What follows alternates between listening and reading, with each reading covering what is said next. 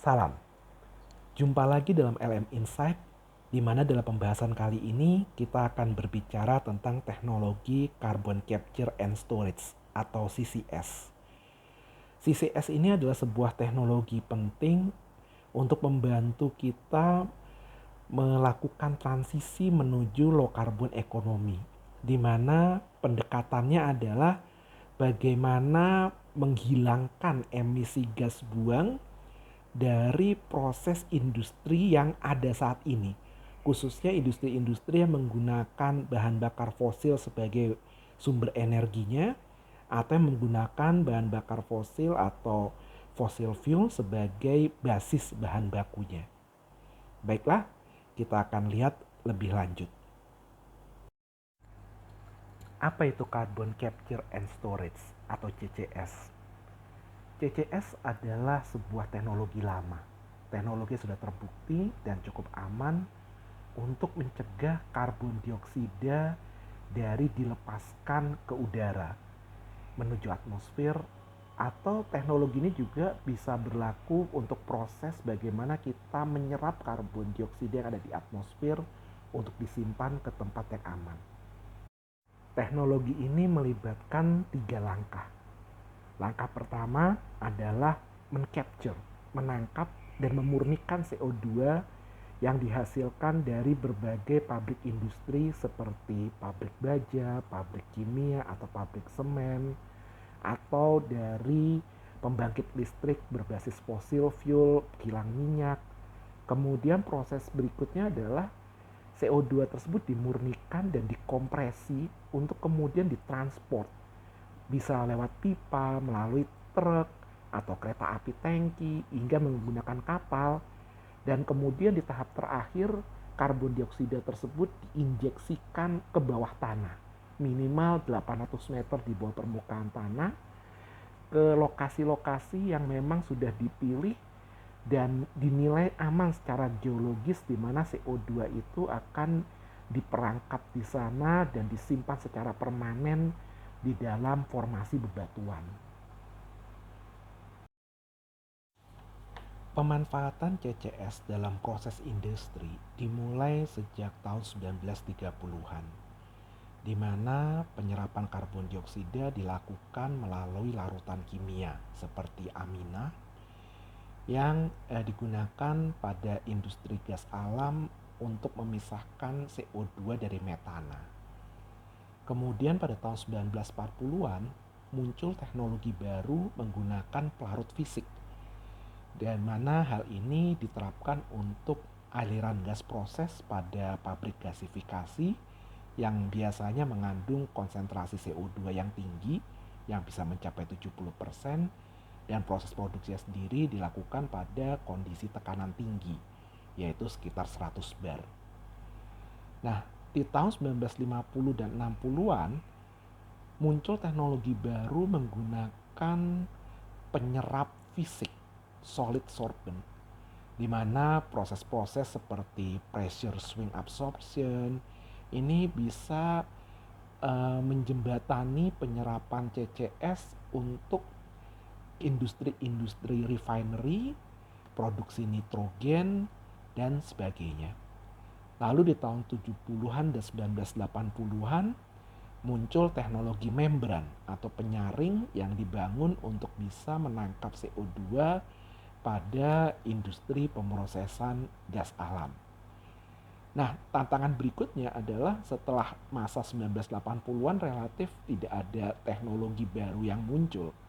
Sementara kebutuhan low carbon di masa kini adalah bagaimana mengaplikasikan CCS untuk pembangkit listrik, di mana aliran gas yang muncul dari proses pembangkitan ini biasanya mengandung konsentrasi CO2 yang sifatnya larut.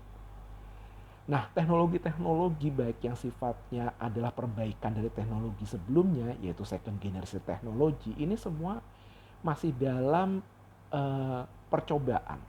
Belum ada yang dimanfaatkan secara komersial. Dan memang sudah ada target bahwa di second generation teknologi ini bisa menurunkan 20% daripada teknologi yang sebelumnya. dalam hal biaya. Hanya saja keberadaan atau komersialisasi dari teknologi ini baru diperkirakan baru akan muncul setelah 2025. Jadi terlepas dari teknologi CCS apa yang akan kita gunakan, terdapat beberapa faktor yang akan mempengaruhi besarnya biaya dari CCS tersebut. Yang pertama adalah karakter aliran gas dari mana CO2 itu akan ditangkap atau di-capture. Semakin tinggi konsentrasi CO2 dalam aliran gas, tentu akan semakin rendah biaya penangkapannya. Lalu kemudian skala dari fasilitas penangkapan CO2 dan infrastruktur transportasi. Artinya biaya per ton CO2 yang akan ditangkap itu akan cenderung semakin murah saat fasilitas capture ini memiliki kapasitas yang besar.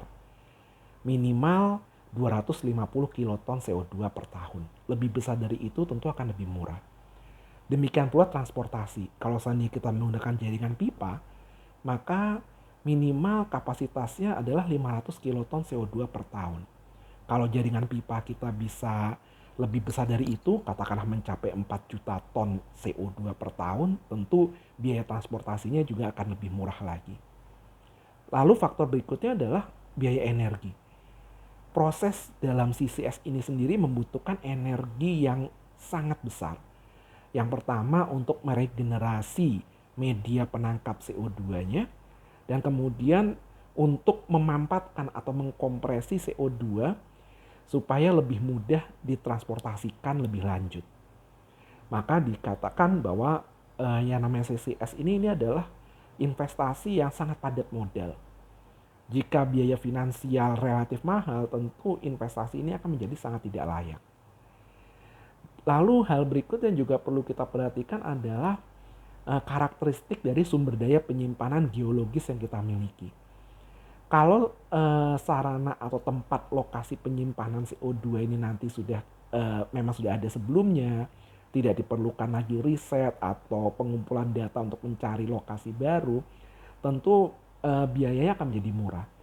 Cuma kalau seandainya lokasinya ini perlu dicari, apalagi nanti setelah ketemu lokasinya ternyata ada di offshore, di tengah lautan, lepas pantai, perlu kita menggali sumur yang cukup dalam. Nah ini investasi dan infrastruktur diperlukan tentu akan menambah biaya dari CCS ini sendiri. Sehingga dapat disimpulkan ada kisaran harga yang sangat besar dalam biaya CCS. Kalau diterapkan pada pemrosesan gas alam berskala besar, CCS ini mungkin biayanya hanya sekitar $20 per ton CO2 yang akan ditangkap. Namun kalau ini kita terapkan untuk menghilangkan emisi gas buang dari katakanlah pembangkit listrik, di mana kandungan CO2 relatif encer, mungkin jarak pengangkutan dari carbon capture menuju ke tempat penyimpanan jauh, biaya penyimpanannya tinggi, maka CCS ini bisa jatuh di harga sekitar $120 per ton CO2 yang akan ditangkap. Dan ini masih menjadi tantangan saat ini, di mana penerapan CCS diperlukan di industri-industri khususnya dalam pembangkitan energi. Hanya saja untuk menerapkan CCS ini ternyata biayanya sangat mahal, sehingga masih belum dikatakan layak untuk kondisi saat ini. Dan ini menjadi tantangan pengembangan teknologi baru ke depan untuk membuat biayanya menjadi lebih efisien. Demikian yang bisa kita sharing dalam LM Insight kali ini. Semoga bermanfaat. Sampai jumpa. Salam.